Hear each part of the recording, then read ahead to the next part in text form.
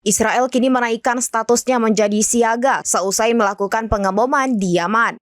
Seperti diketahui, pada Sabtu 20 Juli 2024 lalu, militer Israel melesatkan jet-jet tempurnya. Sebanyak 12 jet tempur menyasar pembangkit listrik Ras Katib dan depot minyak di Pelabuhan Hodeidah. Dikutip dari Tribun News, kabar penaikan status itu diketahui seusai muncul laporan bahwa Angkatan Udara Israel di seluruh wilayah dalam keadaan siaga tinggi. Tak hanya itu, pihaknya juga meningkatkan patroli udara dengan jet tempur. Laporan itu diperkuat dengan pernyataan komentator urusan militer, Alon Ben David. Ia menyatakan bahwa Israel akan memasuki hari-hari konfrontasi dengan Yaman dalam waktu dekat. Adapun peningkatan status itu dilakukan untuk mengantisipasi adanya serangan balik dari Houthi. Terlebih, seusai Israel membombardir Pelabuhan Hodeidah, Houthi berjanji bakal melakukan serangan balik.